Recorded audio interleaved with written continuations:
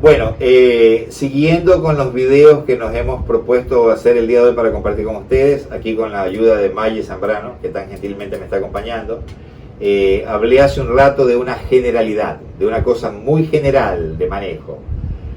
A la gente le interesan y la gente te pregunta muchas cosas.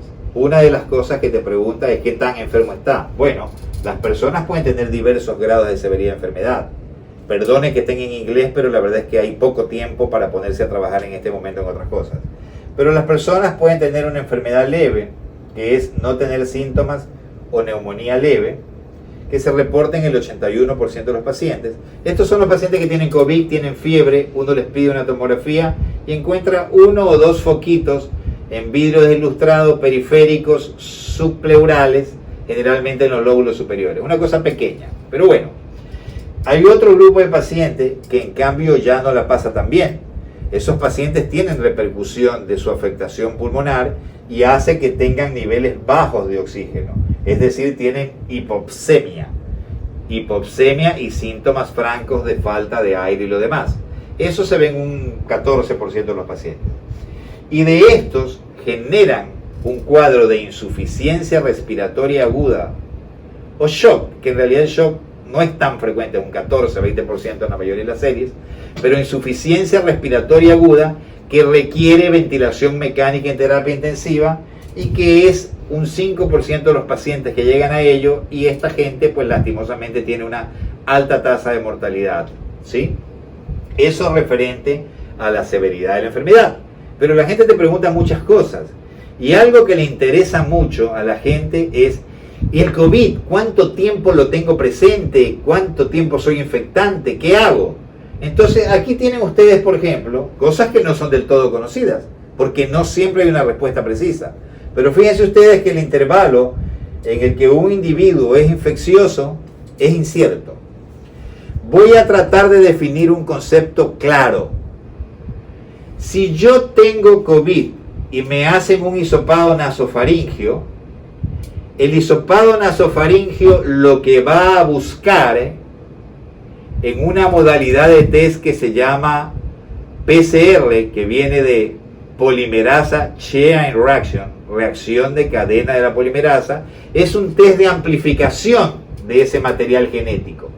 Entonces, el test de amplificación lo que hace es que mira si hay el virus y lo reporta como un número de copias, como un número de 10 a la tanta copia, a tal número exponencial. ¿Qué se sabe? Que los pacientes con COVID son secretores de virus, ¿sí? 8 a 12 días. Hay algún caso anecdótico de pacientes que han llegado a excretar virus hasta 37 días. Pero ¿qué quiero remarcar? ¿Qué quiero remarcar? Que el tener el virus RNA positivo en un segundo test de COVID por PCR no necesariamente significa que el virus sea infeccioso. Y eso es lo que se está estudiando. Uno puede tener presencia de material genético determinado en el test de amplificación sin que eso sea infeccioso. ¿Qué dice este artículo? Dice esto: el intervalo durante el cual un individuo con COVID es infeccioso es incierto. Es incierto. Entonces dice, hay estudios varios, ¿no verdad? Dice, hay un estudio de 21 pacientes con enfermedad leve, no hipoxia. 90% cuando se les hacía test viral de RNA repetidamente daban negativos hasta el día 10. Porque también hay que tener en cuenta que hay un porcentaje no insignificante de falsos negativos. Test de COVID hechos por RNA que son falsos negativos. De otro lado dice, en un estudio de 137 pacientes, quienes sobrevivieron al COVID, la duración media de el desprendimiento de RN viral, o sea, de la expulsión de RN viral, del determinarse RN viral presente, fue en el espécimen orofaringio, fue de 20 días, con un rango, como decía, de 8 a 37 días.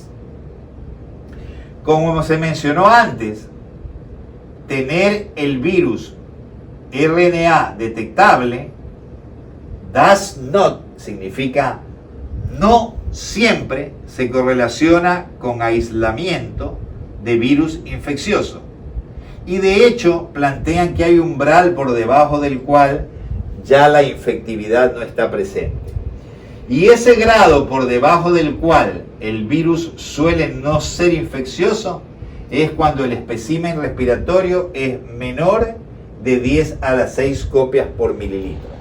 Pregunta interesante para la gente que pregunta bastante improfundo.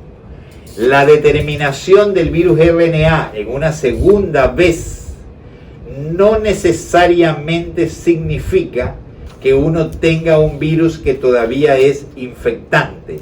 De hecho, el punto de corte en el RNA, en número de copias, por debajo del cual ya no es infectante el virus, por más que el RNA esté allí presente, es cuando el contagio es menor 10 a la 6 copias por mililitro. Este es un concepto bueno. A la gente le interesa cómo monta la inmunidad, ¿no es verdad? Entonces, desde el punto de vista de inmunidad, dice que los anticuerpos al virus son inducidos y la evidencia preliminar sugiere, estamos aprendiendo de esto, señores, sugiere que los anticuerpos pueden ser protectivos algunos. Más aún dice, se desconoce si es que todos los pacientes infectados mostrarán una respuesta inmune protectora. Ahora, ¿qué sucede? ¿Qué va a ser interesante? Los test de búsqueda rápida para medir ya no al virus y al RNA, sino medir la respuesta inmunológica de nuestro cuerpo expresada como inmunoglobulina M e inmunoglobulina G en los test que van a estar disponibles. También se puede hacer la inmunoglobulina A, pero hasta donde conozco, de momento los test traen para ver inmunoglobulina M e inmunoglobulina G. La inmunoglobulina M es un anticuerpo que suele reaccionar rápidamente y en agudo, denota enfermedad aguda. Y la inmunoglobulina G suele ser la que arranca un poco más tarde y es la que asegura inmunidad a largo plazo. ¿Qué es lo que dicen los estudios hechos con ELISA? Que para la mayoría de pacientes, para el día 14, después del comienzo de síntomas, los títulos que uno obtiene del anticuerpo ya se relacionan con una actividad neutralizante. Un estudio preliminar reportó, interesante, pregunta que no tenía una respuesta clara. Un estudio mostró que un tipo de animales, un mono, un macaco rhesus, que se le hizo SARS-CoV-2, se lo infectó, se lo curó y se le volvió a hacer una nueva infestación, un rechallenge. En este mono, por lo menos, después de haber seguido la recuperación y el rechallenge, que es el volver a exponerlo, no mostró que hubiera repetición de la enfermedad. ¿Sí? Esos son temas interesantes que la gente pregunta. Entonces hay algún montón de estudios desarrollados para tratar de ver cuál es la aplicación clínica de los test que traten de buscar inmunidad, que son los test de anticuerpo combinando IgE con IgM. Y ahí tenemos que el IgE-IgM tiene una sensibilidad y especificidad alta. ¿Qué es sensibilidad? Que los pacientes que tienen la enfermedad den un dato positivo, o sea, verdaderos positivos. ¿Y qué es especificidad? Que los pacientes que no tengan la enfermedad den el test negativo, o sea, verdaderos negativos. Y dice que la sensibilidad de la inmunoglobulina M y G para detectar reacción inmunológica en coronavirus es, para redondear, 90% y para redondear en especialidad 90%, lo cual lo constituye un buen test que nos permitirá conocer la cero prevalencia. ¿Qué sucede hoy en día en términos prácticos? ¿Qué nos pasa? Nos pasa de que vemos pacientes que no se hacen el test del RNA nasal. ¿Saben por qué no se lo hacen? De paso quiero comentar algo que nos indignó, y no sé si tengo razón de estar indignado o no, pero bueno, si no lo tengo la razón me lo perdonan, que en Guayaquil no hubieron laboratorios autorizados a nivel privado para hacer este test. Entonces, quienes nos tomamos los test, íbamos a algunos laboratorios nuestros conocidos y solo funcionaban como tomadores de muestras.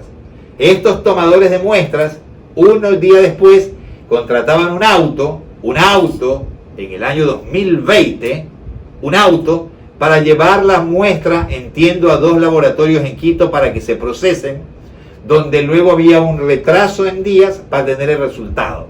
Entonces, lo vergonzoso de tener que esperar 10 días entre que te tomen un test, que encima no es barato, y te den un resultado. ¿Qué hacemos hoy en día los médicos que vemos pacientes y que estamos en el intento de querer aportar algo al fin de mejorar la calidad de vida de la gente y de poder, si Dios lo permite, salvar personas? ¿Qué hacemos? Vemos un paciente con síntomas, vemos un problema epidemiológico claro, ni se nos ocurre pedirle COVID en nasal. Le pedimos la tomografía de tórax y los parámetros de laboratorio, y todas las tomografías de tórax tienen anormalidades, ¿sí? Y uno las interpreta en el contexto clínico. ¿Por qué hay que interpretar en el contexto clínico? Porque también hay un grupo de pacientes totalmente asintomáticos. Esto está estudiado de la gente que anduvo en cruceros, que al bajar se le hicieron COVID y vieron que eran positivos.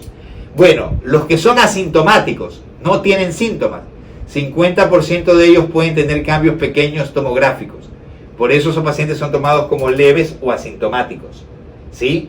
Porque pueden tenerlo. Entonces siempre debe haber una interpretación clínica global de los datos, ¿sí? ¿Qué cosa será bueno como test? De momento, para resolver un problema agudo ya, la tomografía de tórax o la radiografía, si no hay plata para la tomografía, y los exámenes que denotan criterios de severidad. Dímero D, interleuquina 6, ferritina, LDH, proteína C reactiva, hemograma y enzimas hepáticas. Llámese transaminasa glutámica oxalacética, transaminasa glutámica pilúrica. Y en infectividad y en cuál es la reacción contra los virus y contra el componente de los virus, porque este virus tiene un componente, tiene una nucleoproteína y tiene un receptor que liga dominio, un dominante, y son 2 puntos diferentes sobre los cuales se desarrollan anticuerpos. Eso es entrar ya demasiado en un tema muy pesado, pero básicamente quiero decirles que lo que interesa a la comunidad, que los números son buenos. Para 16, primero que todo, la carga de virus salivar fue más alta durante la primera semana, eso ya lo sabemos todos, ¿sí? En un paciente el RNA viral fue detectado 25 días antes después del comienzo de síntomas, pero ya sabemos que no necesariamente infeccioso.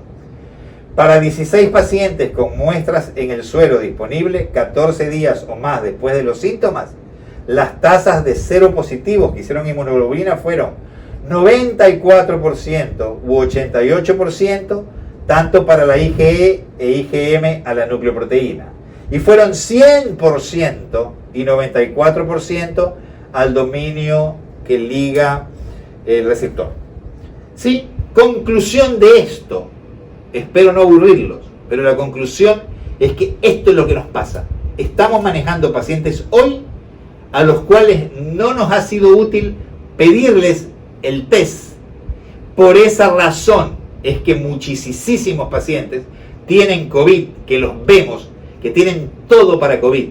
La epidemiología, la clínica, la tomografía, los exámenes de laboratorio, que no quedarán registrados como COVID porque a los fines del gobierno o de las autoridades no tienen positivo el test del RNA tomado por polimerasa chain reaction de la nariz. Este es un problema que vivimos. Solo para tener unos detalles más. Sigo contándoles cosas que espero les vaya resultando interesantes. Muchas gracias, soy el doctor César Mariscal, estamos en Guayaquil.